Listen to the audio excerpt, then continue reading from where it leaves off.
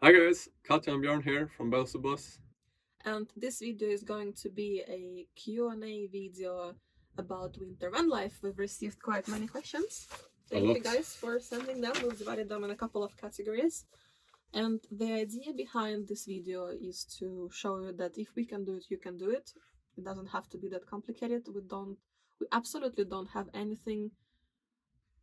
No, we have some things figured out. We don't have everything figured out yet. We still have a lot to fix in the bus. We feel like it's still quite a lot of work left. We have some upgrades also that we figured out along the way. But that doesn't stop us. We can do it, and we are happy to share our experiences with you, so you can do it too. Yes, let's begin.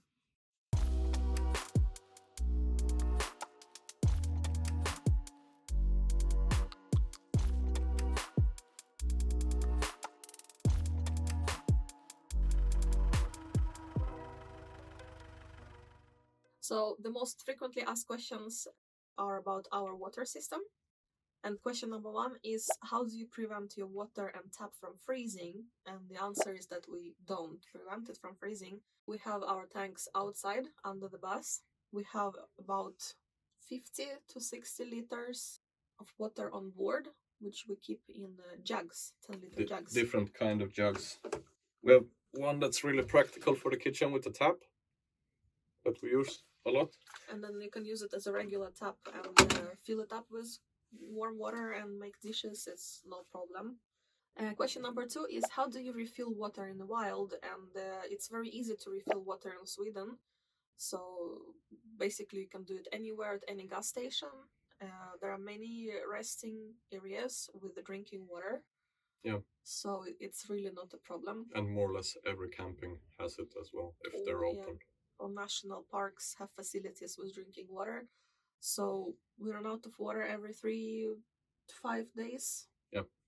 And then we just go and refill it every time we have to move. Question number three, how do you manage the evacuation of the grey water? So that is a very good question, and we have two alternatives actually. Alternative number one is that we just keep our grey water tank open because we use only biodegradable soap or even toothpaste. Everything. Just to rinse some dishes without soap, we just keep it open and let it run through. Yeah, it's just food and water. And then it doesn't freeze, or it's just enough to pour a cup of boiling water and everything melts. And then we have another option. Yeah, when we shower or we use, like if we do a lot of dishes and have to use a lot of soap, we have a cord that runs on 230 volts that generates heat that is in the tank.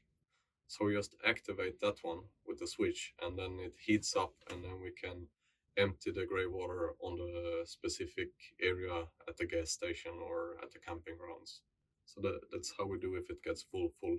But usually we have about 88 liters, I think, in the grey water tank. And we only have 60 liters on board. So even if we won't overfill the tank, it won't overflow. When we used all our water, we know it's time to go and empty everything again. Question number 4. Would like to know your toilet situation too, please. So we have a portable toilet with us, and it doesn't freeze because it's inside of the bus, and it's just to empty it every time we refill water or empty our grey water tank. Yeah. There are quite many places that have free stations where you can dispose of it. Yeah. Where you can dispose of grey and black water. Every camping ground, most of the gas stations, a little bit, even some rest stops have special places for it. So it's very easy, at least in Sweden so far. What if you leave your van for, let's say, 2 days for hiking in the mountains? I had problem with water and propane freezing. How do you deal with this problem? So, to be honest, we don't usually leave our van for so long. We used to have Baltasar, our dog, who couldn't follow us on the hikes because he was too big, and we always had to return to the bus within a couple of hours. So we've never left the bus for over 4 or 5 hours, probably tops. But if we had to, we'd probably just deal with freezing and switch everything off. We have a very good heater that we've been running for days with non-stop. No issues. That we could, in the worst case scenario, leave on on the lowest. We do it sometimes even if we go on a hike with Baltasar. If we take a smaller hike, then we usually leave it on minimum. We turn it down as much as you can, just to get some heat in the bus, and then you know it won't overheat anything or catch fire, hopefully. So it's been working out very well so far. I don't know if I'd feel completely secure leaving the bus with the heater on for many days. So we'd probably switch it off and then on when we come back and just let everything melt. Also, we have the 5 kilowatt version, so it goes very fast to get it hot in here. It's a couple of minutes and it's already a nice temperature. So it's not such a big issue turning it on when we get back. Next topic, condensation. How do you handle the condensation in the bus during winter? Do you suffer from condensation? And how to keep water out of the car, especially water from the windows? So we haven't really had that many problems with condensation, and that kind of leads us to the next category of the questions. We have a diesel heater, and it actually makes the air almost a little bit too dry. It circulates the air in the cabin, so it just gets drier and drier. We really haven't had that many problems with condensation. It's almost the opposite, actually, because we kind of need to have the windows open a little bit sometimes because the air gets too dry inside of the van. Yeah. So we notice that it gets hard to breathe, so we have to open 2 windows, and we have a max air fan as well, and that helps. The only place where we get condensation is here in the cabin, because this is the coldest place in the whole bus. We haven't insulated it properly yet, and we only get it after we shower, so the temperature contrast is too big, and the shower is right here behind me. So it's very close, but we move around pretty often, so when we start the bus, turn on the heat here in the cabin, it disappears within half an hour. So yeah, it goes very fast, even with the tiny fans from the van itself. And then to answer the question how to keep water out of the car, especially water from the windows, I would say make sure that you have proper ventilation. It's important, not only for you, because it's a danger if you don't, but it's also the only way to get rid of condensation. If you have enough ventilation, it shouldn't really be an issue. Question number 7. What's the best heating system to use? Wood burner, diesel heater, or propane? We prefer our diesel heater because it's connected directly to our main tank. It's 200 liters, so we never run out of Very diesel. practical, no maintenance either. We run the bus on HVO diesel, which is a renewable non-fossil alternative, so that feels good. And if you're worried about emission, of course, wood burner could be a good alternative. But we personally used to live in a house that was heated by a furnace, and we know from experience that that heat is never even. You can fire up how much you want in the evening, but when you go to bed in the morning, it will always be cold. So you will have to. It depends on how comfortable you are. If you're okay with getting up in the cold, start up the furnace, then it's fine. The I other would say problem, it's also a little bit of a cozy factor. It Of might course. be very cozy when the fire is crackling and stuff like that. So we've been considering having a wood burner here as a complementary heating source during the days, but we used to have Baltasar, and he was so big, so we were worried that he'd burn himself. So maybe in the future, but probably not for a constant heat source. The other problem is that you have to keep a lot of wood on board with you, and you usually don't have that much space in the van. And in Sweden, unless you buy the wood, which can be pretty expensive, you can't really go around cutting down other people's trees. It's prohibited in national parks. It can be prohibited to pick up dead trees because it's they're very sensitive about that in natural protected areas, that you're not even allowed to take the dead sticks on the ground because they're for the insects, the fauna and the insects. And most of other forests are privately owned in Sweden, so you can't just go around cutting down somebody else's trees. So that can be a problem, and you don't want to end up somewhere where you don't have any access to firewood. Yeah. Then you get cold. Yeah, so we don't really have that much experience with propane heaters. We've heard that they create a lot of condensation. It's also we were a little bit scared to begin with because propane uses a lot of air when it burns. So it's a kind of a dangerous thing to have inside if you don't have proper ventilation. Compared to the diesel heater we have, he just circulates the air that is already in the cabin. We opted for the diesel version because all the exhaust and everything is outside of the vehicle. It's Yeah. a little bit safer, probably. And that leads us to the next category, the heating system. How do you get rid of the cold? Have you found a dependable heater that keeps you warm and comfortable no matter the weather? And the answer is yes, we're very happy with it. And it's actually a Chinese version of Webasto. Yeah. That is way, way cheaper. When we bought it, we got it for €300 compared to Webasto for 2,000 something. Yeah, euro. I think it's around 2,000 euros. And Bjorn did a lot of research. Well, I didn't really do the research, but a guy on YouTube did. I think he was from Great Britain, and he actually disassembles the Chinese version and the Webasto version into molecules and checks everything because he's some sort of an engineer. The conclusion he came to was that after he'd been testing them out and running them for a few days, the only main difference was that Webasto has a way fancier LCD display that you control the heater from. Compared to the Chinese version we got, but I can't say it's a bad LCD display on ours either. I mean, you just set the temperature there. That's more or less what you do. We figured that we can buy 4 or 5 new Chinese ones for the same money in case it breaks. Yeah, and that might sound like a very annoying deal, but honestly, it's just like a box which you connect with the cables and one pipe. So now, because it's already installed, you just unplug this box, lift it out, and then put the new one in. And it's pretty simple, so you can probably fix it if it breaks yourself. Yeah, it is the guy on YouTube. I can see if I find a video, I'll link it in the description below. He actually shows you that you can disassemble the heat part so you can clean it yourself if you get soot or stuff in it.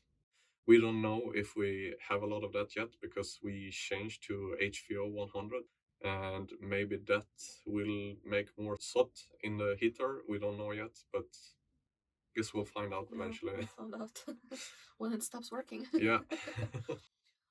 Number 10, how do you insulate the heater's noise? And does it make any noise? Mm-hmm. We haven't really insulated it that much. It does make noise, but we haven't really been feeling like it's too much.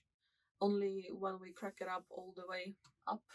Yeah, if it runs on max, you can hear the fan a lot. It does make a lot of noise, but at the same time, usually when we want to boost it up like that is if we've been on a hike or whatever and we come back and we want to get heat fast.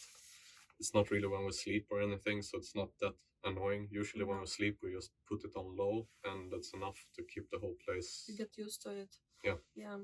So insulation. Number 12. Where and with what did you insulate? Yeah, well, we insulated the floors, the walls, and the roof completely from scratch again when we tore everything out.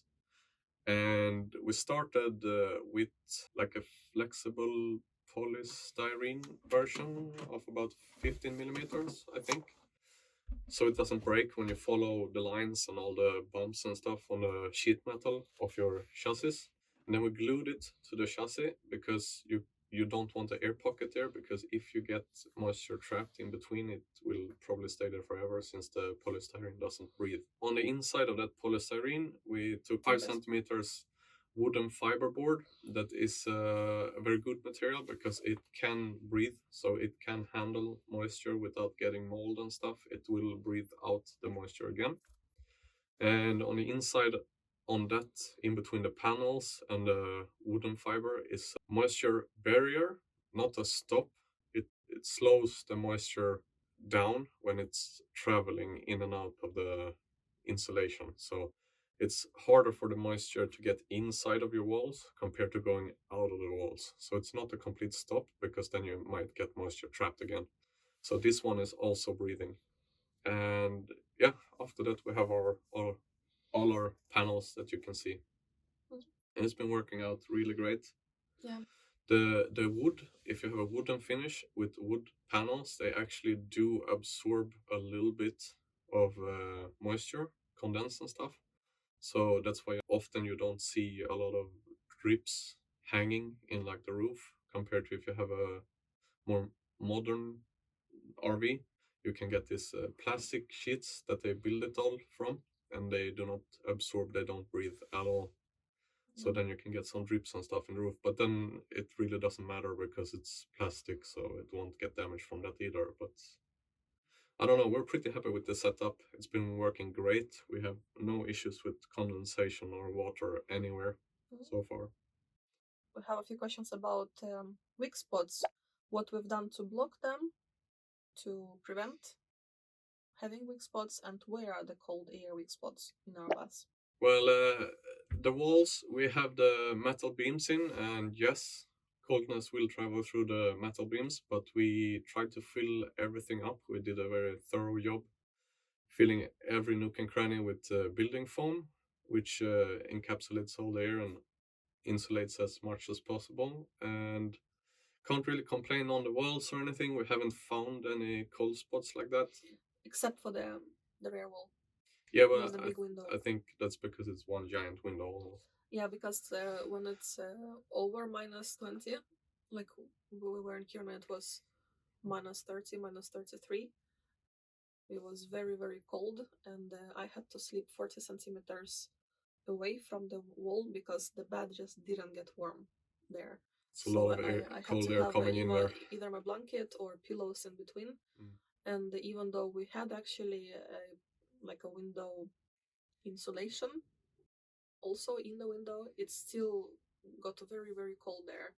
But yeah, Usually we're not in -30 degrees. yeah, we actually were a little bit smarter this year, so we didn't go that far up north. -15 is enough. Yeah. And also the floor. If we were to redo a project like this, we would probably go directly for floor heat. Yes, that is something we regret and planning to do in the future. We'll probably do that in the future. It's very nice, especially when it's that cold outside. It will get cold on the floor, and then it might be very nice to have some floor heating. Already when it's below 0, you cannot stand on the floor without sleepers or a carpet. Yeah, we usually have carpets. And even though we have carpets all year round, it's still not really enough when it's very cold. So floor heating is something we really recommend doing if you're building the bus. Just don't skip it. If you're at that stage, just go for it. Like you won't regret it.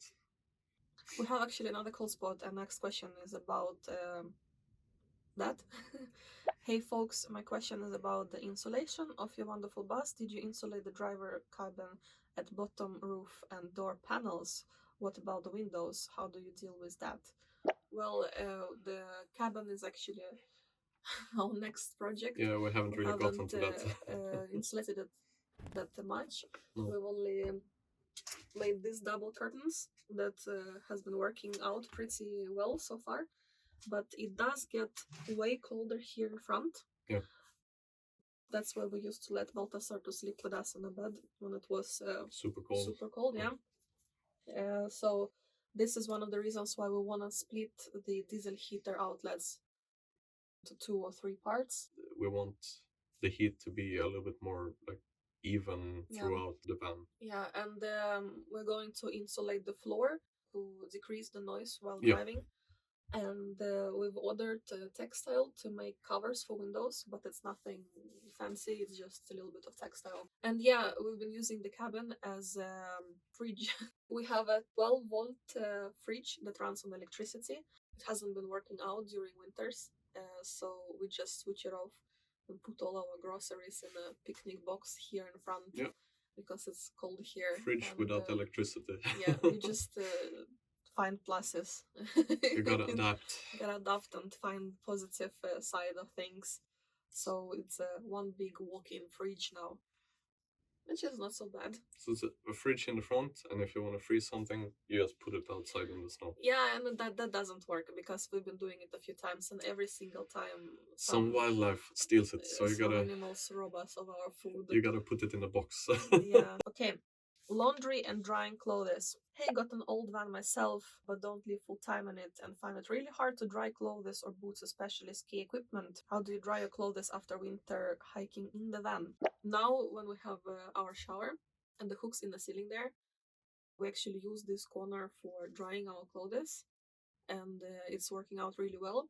Probably because our heater is so powerful. Yeah. We usually turn it up in the evening, and in the morning everything is dry. Yep. And if everything is really wet, it's just to open the hatch, and all the water will run just down. drip down in the tray. So. We don't really have any ski equipment, and the tip I can think of is actually the guys called Redhead Adventures. You can look them up on Instagram. They built a separate toilet shower room where they put in an outlet from their heating system. So when you close the door, it becomes one giant drying cabinet where That's you perfect. can hang your laundry or ski equipment. You just close it up and turn on the heater, and it dries very fast. That's genius. Look them up. They have exactly the same bus as us, but they have a separate room for the toilet. And if we ever decide to build a separate room ourselves, we'll probably do something like that. Yeah, it's very practical. That's very smart. How do you wash and dry your clothes? So we try to do it at camping sites, mostly because you can usually borrow a dryer as well as a washing machine for the same price. It's fast, and you get your laundry dry. Sometimes it's included in your stay, and sometimes you pay like maybe €2 or something to wash and dry. We have washed our clothes manually also during summer, so you can hang everything outside. And it's easier. It's just to hang it and it'll dry within an hour. Yeah, it doesn't really dry really well inside. Okay, next topic. Electricity and solar. Hur går det runt för er med elen under vintern? Upptäckt några problem eller har ni någon lösning då vädret ställer till det? Do you have problems with electricity during the winter? How do you get power if it's all gloomy and snowy out? So yeah, it is a big problem, and panels do not work. Of course, it depends. If it's sunny, they do work a little bit. Even if it's not snowing, if you're very high up north, sun doesn't go up very high. It just touches the horizon a little bit and then it goes down again, and you have no chance to get any electricity via your panels. No. So what we've been doing so far, last winter, not this winter, the previous winter, we actually were very lucky. Björn got some work in Norway. And then we were allowed to hook up where I worked and recharge our batteries when we needed. So then we had a supply of electricity. As soon as we had to recharge the batteries, we just took the van, recharged it, and we were good to go again. So that worked out great. But if you can't do that, we also installed a B2B charger so we can charge from our main batteries when we're driving to our living quarter batteries. So we get energy in as soon as we move. And since we're moving a lot, you get energy automatically when you're in these dark places. But we do use a lot of electricity. We both have laptops. I recharge my cameras constantly, almost every second day. So yeah, it is tough, and we try to find somewhere where we can park up with an outlet, if possible. B2B charger helps. We also charge our gear while driving. We bought 12 volt adapters for everything. So drone batteries, everything we can charge when we drive. And we also have a Plan B electric generator that runs on gasoline. We don't really like using it, but it's really just for safety reasons because our diesel heater runs on electricity too, a little bit. It doesn't pull that much, but we need electricity for it.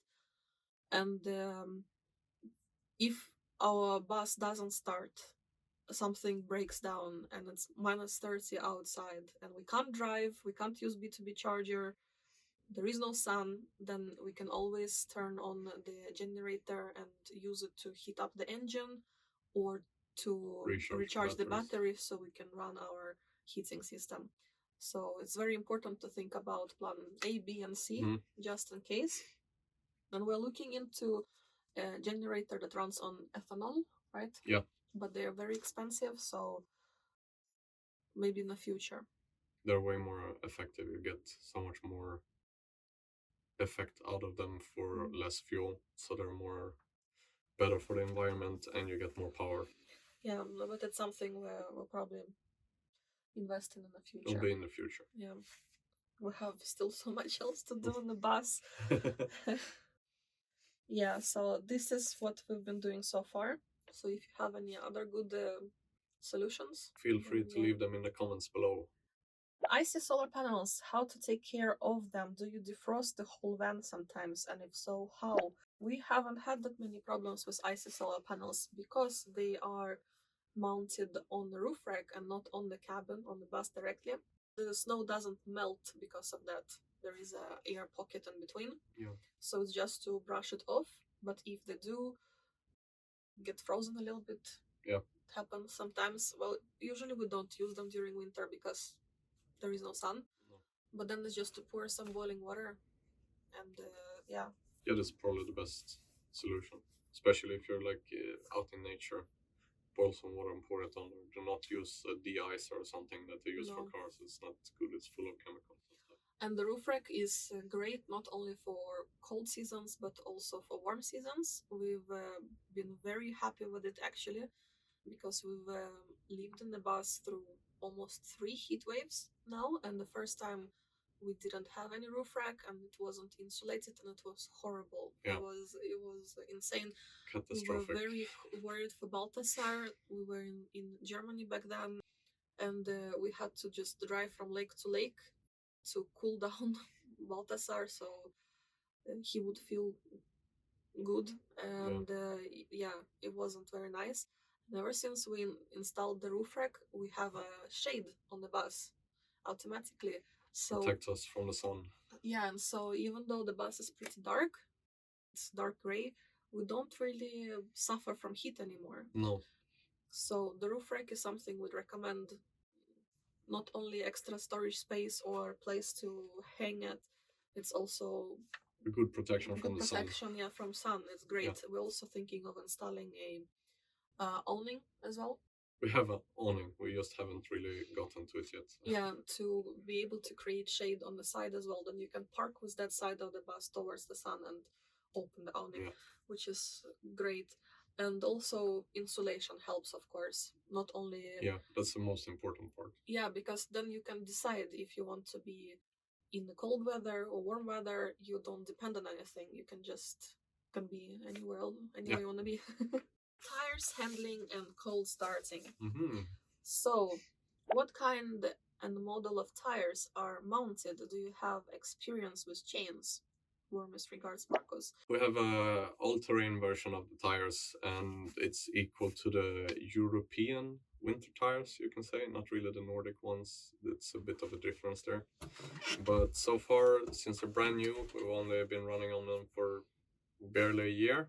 It's no problem whatsoever. We got up hills where other people with spikes on their tires actually said they had some issues getting up. We're super happy with them. They've been working perfectly. It might be because we have weight on our side. We're also a little bit heavier, yes, so it's a little bit easier sometimes. We haven't really used the chains yet. We have a pair on board. Since we're traveling in Norway, you gotta have them during the winter time there. It's a law. But we haven't used them yet. Another question, if we have spikes, and the answer is no. The reason why we chose all-terrain tires is that spikes are not allowed or illegal in some places, like in Germany, in some towns in Sweden, like Stockholm.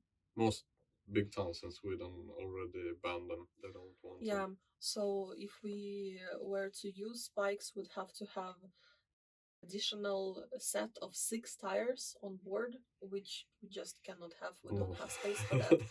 And the same goes for summer and winter tires. We figured that if we have all-terrain tires, then we just change them once in a while instead of changing every season. Every season, we'd either have to keep them with us, store them somewhere in the bus, or go back to the same place, to a storage place, and change it there, which just feels you're not as free as where you can go then.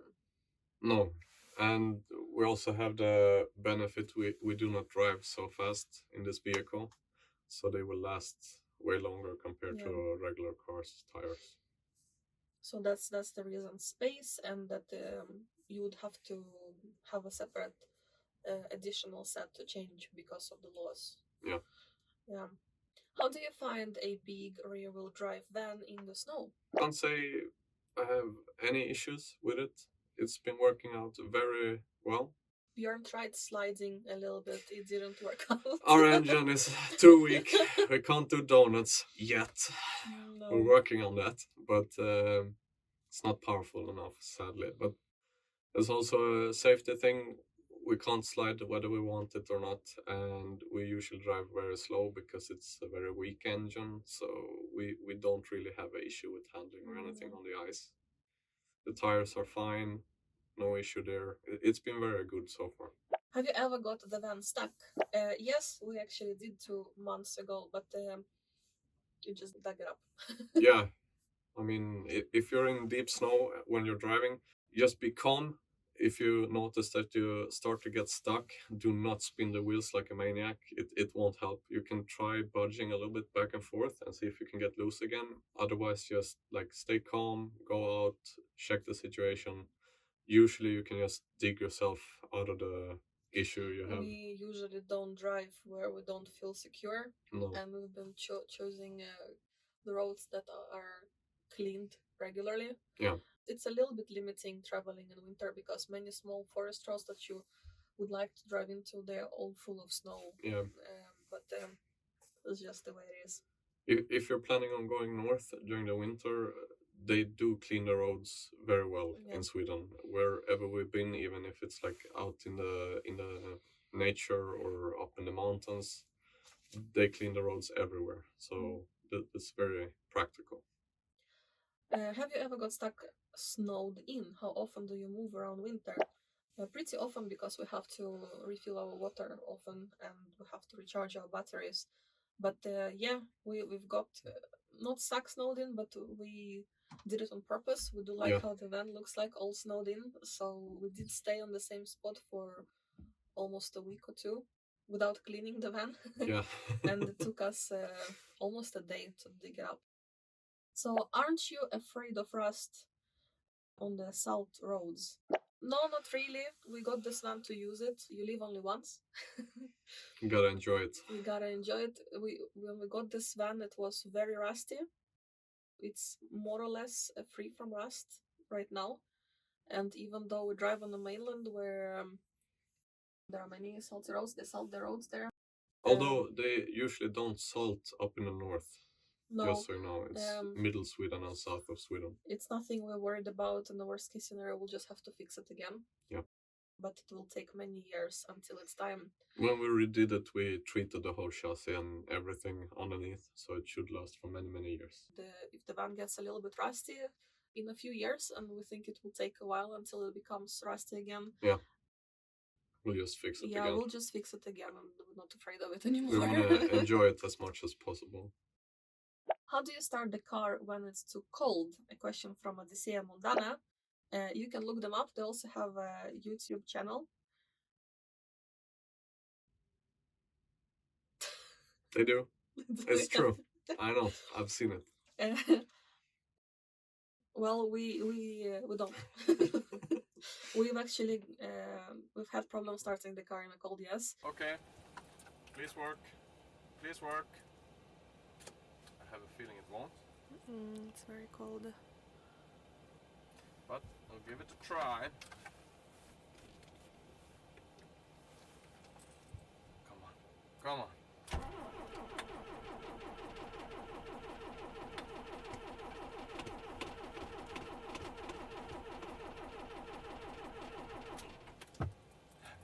No. It's too cold.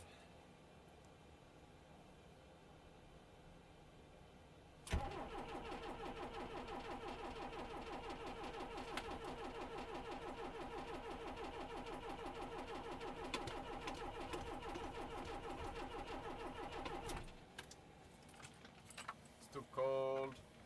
Gotta put the heater on. Okay, let's try it with the heater then. But we know that it starts somewhere between -13 and 16. We still don't have any problem starting it. So this winter we were a little bit smart. We just didn't go that far north. We went northwest in Sweden. Yeah. And it was this winter as cold as minus 16, 18. And it was no problem. The car starts from the first attempt. Yeah. But last winter it got very cold and pretty suddenly. We didn't expect it when it was minus 30. Yes, we had to use our generator, our plan B, to warm the oil trail. Yeah, we had like a tiny electrical fan, so we just put it directly under the oil tray to just blast hot air up and stew it until it was hot enough to start the engine, and it actually worked. Yeah, it's one of the reasons why we wanted to have a heater outlet here to be able to warm up the engine if necessary. So it's some renovations that are yet to come. Be a practical winter solution. Okay, next category, tips. What is the most difficult thing in winter van life? It was probably darkness last year.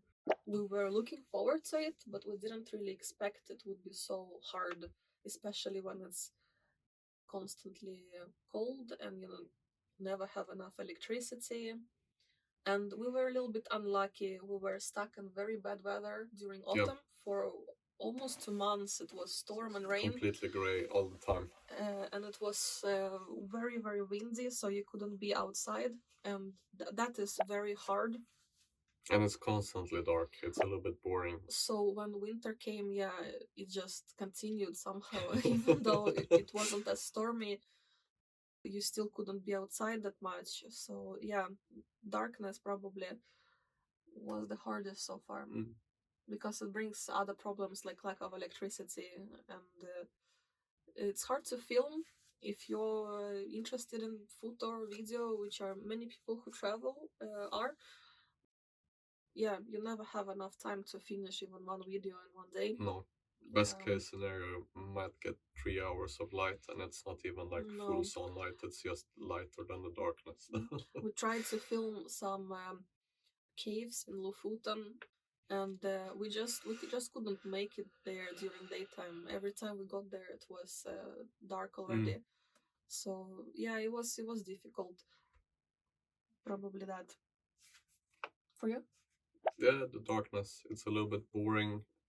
If you spend a lot of time like we did up north, and it's just constantly dark. Like some days, it's just dark. It doesn't even get lighter. It's just complete darkness the whole day. So it's like it's hard to find a motivation to go out and do stuff because it's constantly dark. So you might get a little bit depressed because it feels so boring. So I would say it's like you gotta really consider that when you go up there. Like, we don't have problems sitting in a van and doing something. The problem was also that we never had enough electricity to work on our computers or just to read something or just watch a movie. So you end up stuck and would have to go to camping sites to recharge your batteries, which is not enough for a long time, because we discovered that it gets pretty cold in our trunk. So the batteries don't really hold the charge for that long. And the campings, they are pretty expensive there. So you can't just live on a camping site. When you go up north also, the campings have 2 seasons. So it's not, sometimes usually if you come in autumn, you can have the off-season lower price when you visit, but there they have 2 seasons because it's the snow season, so then they like take fully charged as well. So it's not really cheap just because it's not summer. No. I think the most expensive camping we paid for was 46 euro, 460 Norwegian crowns. Excluding the facility fees. Yeah, so you had to pay separately for shower around 10 euro. I think it was for 2. Yeah, for 2 persons. So if you wanted to shower also and have electricity for one night, and you had to leave before 12 o'clock in the morning, no matter how late you came, that cost us 56 euro. So you can't really stay at campings and go there too often either. No, exactly. But you have to be ready to do it in worst case scenario. Number 25. What's the best tip for winter van life? I'd say try to plan out your day around the daytime. This winter, we'd try to do something during the day when it was still light. Go for a walk or a hike. Just get out of the bus. Exploring. And then we did work or studies or whatever we had to do during the evening when it was dark. Yeah. Be aware of the season. So usually if you're up there, you have like skiing hills and stuff. You can go dog sleighing. Like check out where you are and see if there's something seasonal that you would like to do while you're there. Fun, yeah. Exactly. Like you can go feed reindeers by hand if you want, stuff like that. It's super cool. So do some research and try doing as many activities as you like rent can a do. Scooter. Yeah. We came up with this idea a little bit too late. We're probably gonna do it next time. Yeah. Plan your day around daytime, and then also don't be afraid to move with the weather or wait out bad weather. Yeah. And there are also a lot of there are quite many apps, especially here in Sweden, Norway, probably other places too, where you can check road conditions. That's pretty important. If it's storm and it's snowing outside and the road might be closed, just stay an extra day and wait it out instead of going. Sometimes you have to stay. They have these like systems for checking avalanche risks, and if the risk gets too high, they will trigger an avalanche to just be safe, and then they might close that road for a while because they have to clean it and fix the everything that comes down, then so people can continue driving. So don't be surprised if you have to stay somewhere where you didn't expect it when you're up there because a road is closed or so. Our next video is going to be 15 tips for winter van life, how to survive winter van life. So if you are interested in our best tips, then check it out. That's coming out next week. Next question. What was the lowest temperature overboard over the night day? The absolutely lowest was minus 33. Yeah. And this winter minus 18 probably. I think it was 33 in the night when we were outside of Kiruna, and then it was maybe minus 28 during the days or something like that. Doesn't really get much hotter in the day during the winter because there's no sun, so it's almost as cold as the night. But it really didn't feel that cold though when you were outside. You can't really have your hands without gloves. That hurts really fast. But otherwise, we come from an island where it blows a lot with very high humidity. So being somewhere where it's just still with no wind, it's pretty nice. It's bliss. Even though it's super cold. It doesn't feel as cold because here it can be minus 10 or minus 5, but blows so much that it feels like minus 15. Yeah. Easily. If it's white snow, which makes everything brighter outside, and it doesn't blow, it can be minus 30. We don't mind. It's nice. Okay. Hey, how was Sweden with caravanning spots with toilets and showers? I've heard it's well prepared for traveling, but I'm curious about the infrastructure. So we actually have another video that we were actually supposed to post a few weeks ago, but we decided to postpone it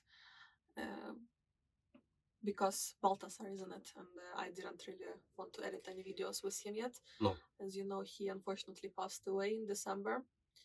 And there's been so much to do also since then. Yeah, we just couldn't bring ourselves to do it.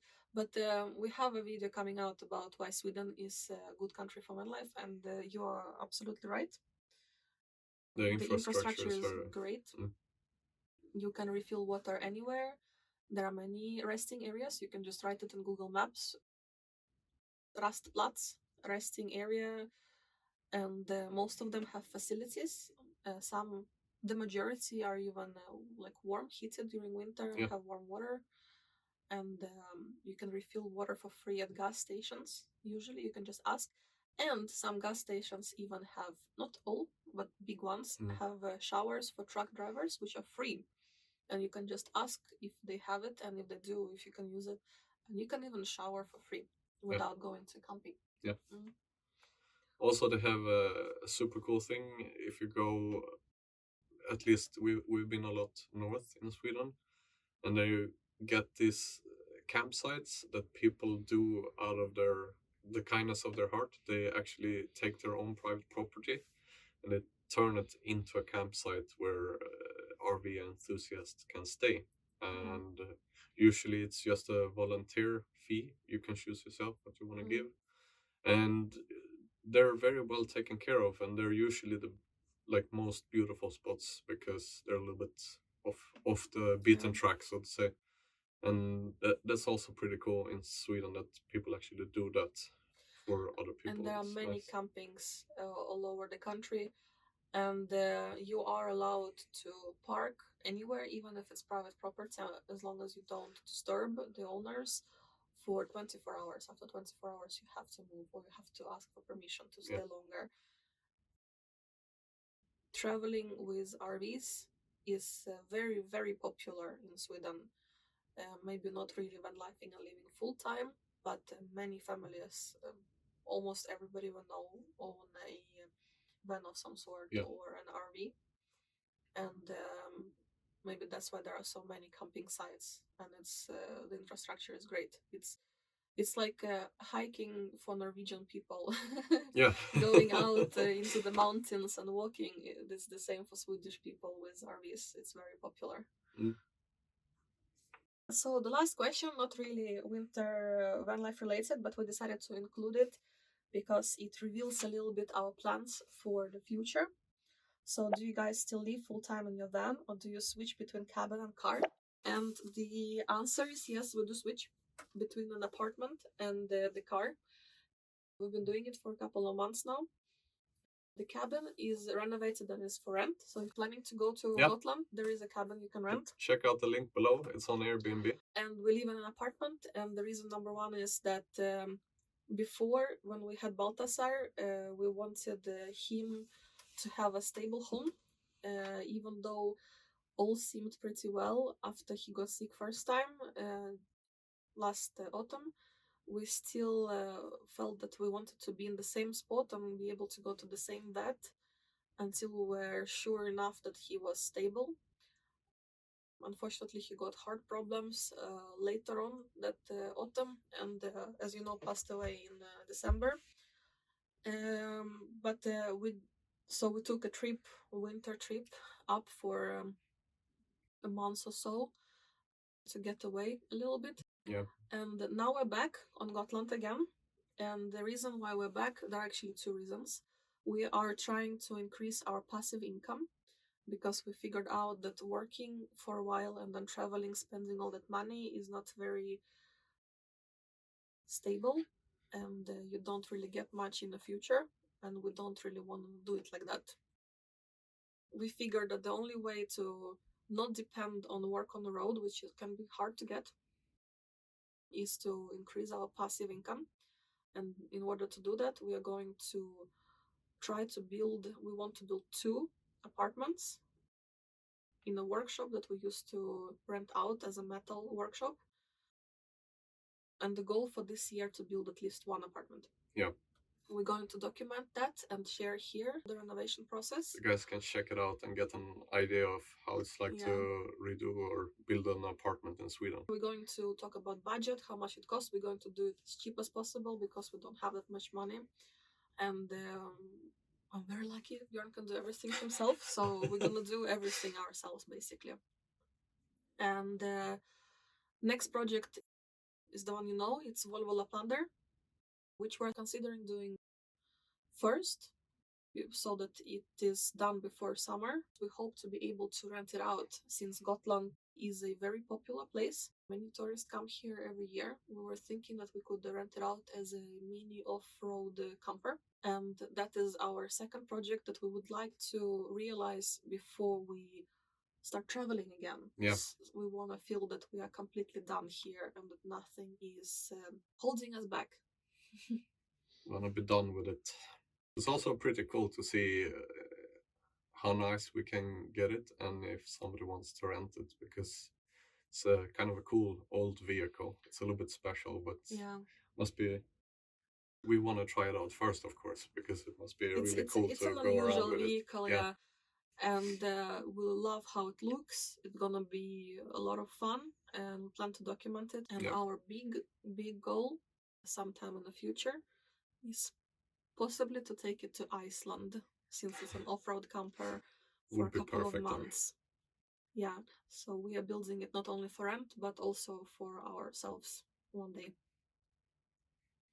So yeah, so stay tuned, subscribe if you want to see the renovation process. We're gonna share everything, and we're also gonna share our mini off-road camper renovation. Yeah. And sorry for my English, it wasn't my day today. Stay tuned to check all those things out. We're gonna be posting them as soon as possible. We have a lot to do now. The goal is to be done by autumn or possibly winter. We haven't decided yet. It all depends on our financial situation.